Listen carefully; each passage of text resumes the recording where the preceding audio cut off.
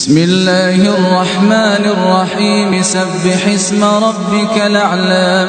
الذي خلق فسوى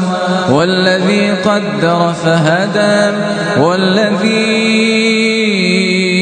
أخرج المرعى فجعله غثاء نحوا سنقرئك فلا تنسى إلا ما شاء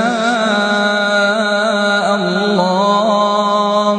إنه يعلم الجهر وما يخفى ونيسرك لليسرى فذكر إن نفعت الذكرى سيذكر من يخشى ويتجنبها الأشقى الذي يصلى النار الكبرى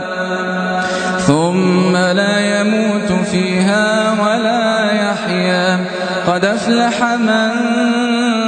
تزكى وذكر اسم ربه فصلى بل تؤثرون الحياة الدنيا